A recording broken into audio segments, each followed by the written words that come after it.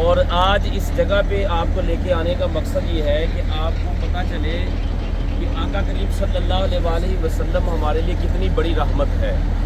آقا کریم صلی اللہ علیہ وآلہ وسلم کے آنے سے پہلے لوگ بیٹیوں کو زندہ درگور کرتے تھے، اس جگہ پہ زندہ ہی دفن کر دیتے تھے۔ اور بہت سارے واقعات ملتے ہیں کہ کس طرح وہ درندگی کی طرح بیٹی پیدا ہوتی تھی تو افسوس کیا جاتا تھا، اور آج اللہ تبارک و تعالیٰ کے پیارے محبوب صلی اللہ علیہ وسلم نے بیٹی کو جو عزت دی ہے، جو مقام دیا ہے، یہاں تک کہ آقا کریم صلی اللہ علیہ وآلہ وسلم نے یہ فرمایا کہ جس نے اپنی ایک بیٹی یا دو بیٹیوں کو عزت کے ساتھ پالا، اریٹیٹ نہیں ہوا، پریشان نہیں ہوا کیا ہو گیا ہے، لوگوں کی باتوں میں نہیں آیا، خوشی کے ساتھ ان بیٹیوں کی پرورش کی اور ان کو گھر سے رخصت کر دیا۔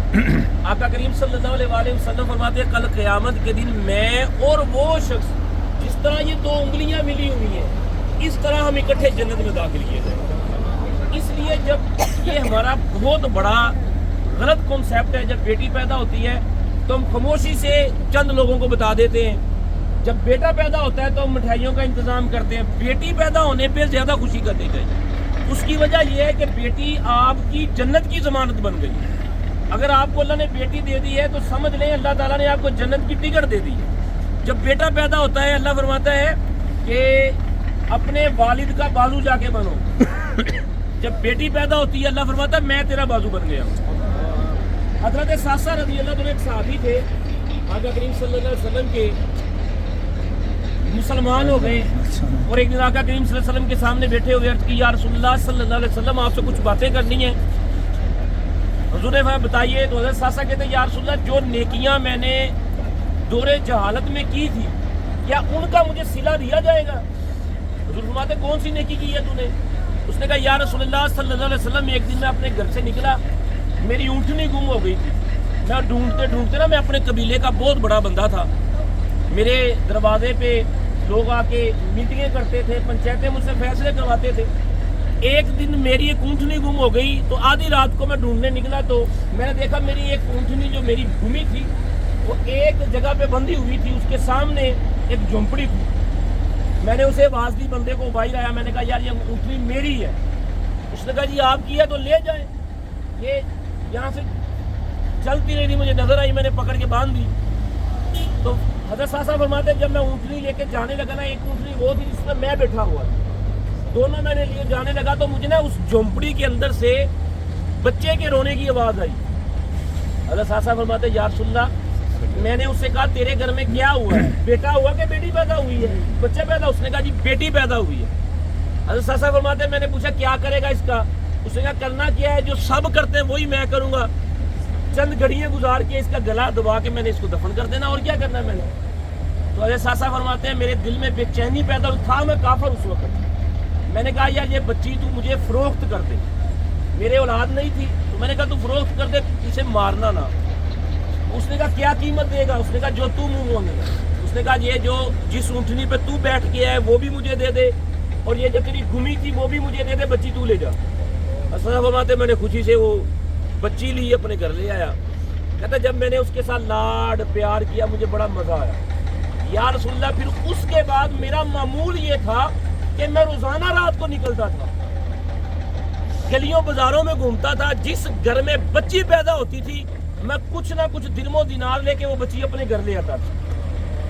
یا رسول اللہ 360 بچیاں میرے گھر میں پلی ہیں، 360 بچیوں کو میں نے گھر میں پالا ہے۔ آقا جی اس کا صلہ مجھے دیا جائے گا، کیونکہ اس وقت میں ایمان نہیں لے کے آیا تھا۔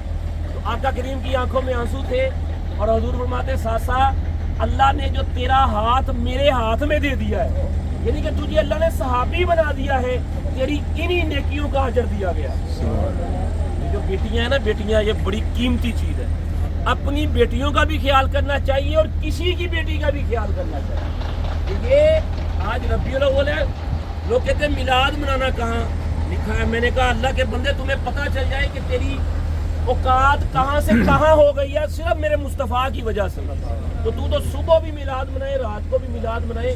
اگر میلاد والے نبی نہ ہوتے تو میرے بھائی یہ مقام تھا ہمارا، ہمارے بڑوں نے بیٹی پیدا ہونے پہ افسوس کرنا تھا، اور آج خدا کی قسم میرے 2 بیٹے 1 بیٹی ہے، بیٹوں کا پتہ ہی نہیں ہے، لیکن بیٹی سے جب تک بات نہیں ہوتی میرا دن نہیں گزرتا، ٹائم نہیں گزرتا. اٹھ کے بیٹی سے بات کی جاتی ہے، بچے بازوؤں پہ سوتے ہیں، بیٹی سینے پہ سوتی ہے. اور پتہ لگا کہ آقا کریم صلی اللہ علیہ وسلم نے فاطمہ کو کیوں کہا تھا یہ میرے جگر کا ٹکڑا ہے. اس لیے بیٹی پیدا ہونے پہ کبھی بھی 1 2 4 10 بیٹیاں ہو جائیں، کبھی نہ بیٹیوں کے سامنے کہا کریں کہ یار دعا کرے اللہ مجھے بیٹا دے. ہمارے دور کی سب سے بڑی جہالت یہ ہے کہ ہم بیٹیوں کے سامنے اللہ سے بیٹا مانگ رہے ہوتے ہیں. یہ سب سے بڑے افسوس کی بات ہے، بیٹیوں کے سامنے بیٹے مانگ رہے ہوتے ہیں. مانگے اولاد نرینا، مانگنا منع نہیں، لیکن جو مل گئی ہیں انہیں جتنا پیار دے سکتے آپ دیں.